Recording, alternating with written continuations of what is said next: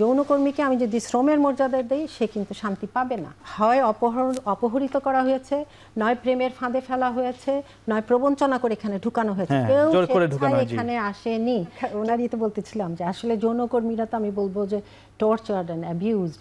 কেননা আমি বলবো যে তাদেরকে যেই পেশা দেওয়া হয়েছে এই পেশায় আসলে কোনো মর্যাদা নেই। তাদের শ্রমের মর্যাদা দিলেও তারা সেই মর্যাদা পাবে না। তার চেয়ে পুনর্বাসন করা হোক। তাহলে আমি বলবো কি ড্রাগ অ্যাডিক্টকে কিন্তু পুনর্বাসন করা হচ্ছে, এবং আমি ড্রাগ অ্যাডিক্টের যে বাসন আছে ওখানে আমি গেছি 2-1 বার এবং দেখেছি যে হাজার হাজার টাকা খরচ করা হয়, তাদেরকে আবার পুনর্বাসিত করা হচ্ছে। এদেরকে পুনর্বাসন করা তার চেয়েও সহজ হবে, তাদের মধ্যে নিশ্চয়ই কোনো স্কিল। সংখ্যাটা অনেক কম, কিন্তু ড্রাগ অ্যাডিক্টেডের চেয়ে যৌনকর্মীর সংখ্যা কিন্তু কম। আমাদের যে বিশ্ব স্বাস্থ্য সংস্থার তথ্য আছে তাতে ড্রাগ অ্যাডিক্টেডের সংখ্যা বাংলাদেশে প্রায় 25 লাখ, আর সেখানে যৌনকর্মীর সংখ্যা কিন্তু 1 লাখ বা আশপাশে, 1 লাখের আশেপাশে। এবং আরেকটা আমার এখানে আরো কিছু পয়েন্ট আছে। বিশ্ব স্বাস্থ্য সংস্থা এবং আরো আছে আপনার এনসাইক্লোপিডিয়াতে, এগুলো পড়লে দেখা যায় যে এটাকে আসলে কোনো পেশা হিসাবে কেউ কখনো বলেনি। আরেকটি হলো কি, যদি আমি এটা রাখি, হ্যাঁ, এখন আমি যুক্তিতে আসি, যদি রাখি তাহলে কি হচ্ছে, তাকে কি আমি তার ক্লায়েন্ট কি তার জন্য প্রোটেকশন নিচ্ছে? আসলে কিন্তু নিচ্ছে না। আমারই এক ছোট বোন তুল্য, উনি ডাক্তার, জনস্বাস্থ্য বিশেষজ্ঞ এবং এইসব জায়গায় কাজ করেছে, ডক্টর শামিলা নাহার। সে আমাকে দুঃখ করে বলেছে যে আমরা গেছি জাস্ট তাদেরকে সচেতন করতে, কিন্তু কোনো ক্লায়েন্ট প্রোটেকশন নেয় না। তারপরে তাদেরকে যথেচ্ছা ইউজ করে, তারপর তারা চলে আসতে চায়। বেশিরভাগ এদের মধ্যে হয় অপহরিত করা হয়েছে, নয় প্রেমের ফাঁদে ফেলা হয়েছে, নয় প্রবঞ্চনা করে এখানে ঢুকানো হয়েছে। কেউ এখানে আসেনি। কেউ স্বেচ্ছায় এসে থাকলে সেটার পার্সেন্টেজ একেবারে জিরোর নিচে, আমি আবারও বলছি।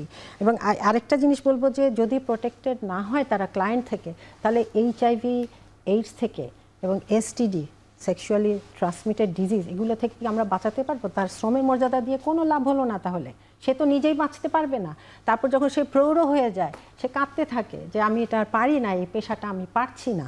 তারপরে আরও আছে যে এটার সাথে জড়িতর সাথে আসলে এর ব্যাকগ্রাউন্ডে আছে পর্নোগ্রাফি, ড্রাগ অ্যাডিক্ট পিপলরা। এই দুটোর ব্যবসা পুরো বিশ্বতে চলছে কোটি কোটি ডলারের মধ্যে।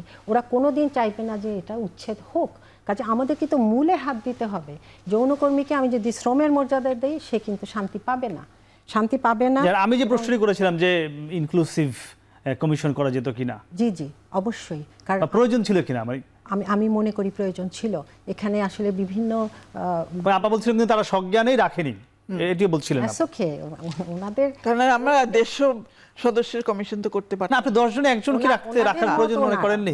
এই যে আজকে এত আলোচনা সমালোচনা হচ্ছে এটি নিয়ে, আমি তো আলোচনা সমালোচনাকে তো আমি স্বাগতম জানাই। আমি মনে করি এগুলো আলোচিত হওয়া দরকার। সমালোচনা হলে, বিতর্ক হলে সেটা ভালো, কারণ এইসব ইস্যুগুলো জনপরিসরে আসা দরকার। এগুলো নিয়ে সেই আলোচনাটা আপনাদের কমিশনেই হওয়া যেত কিনা? যদি কমিশনে কেন করতে হবে?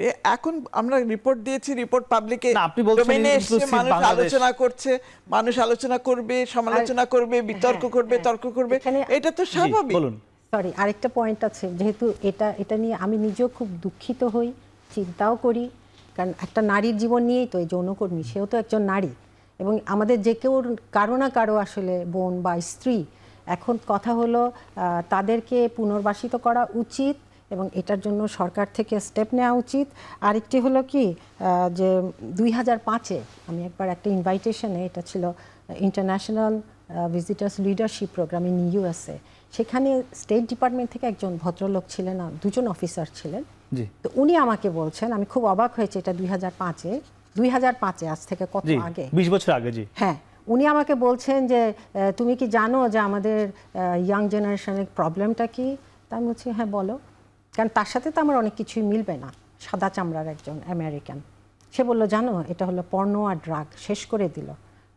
আমি খুবই স্তম্ভিত হলাম, কারণ ওখানে কিন্তু ড্রাগটা নিষেধ না, এবং এটাকে সে বলছে কিন্তু ধ্বংস করে দিচ্ছে আজ থেকে 20 বছর আগে। তারা যদি বুঝতে পারে, এবং ওটার পিছন থেকে কিন্তু এগুলো সব ইন্টার রিলেটেড। সেটাকে আমরা স্বীকৃতি যাচ্ছি সংস্কার কমিশনের যে সুপারিশ।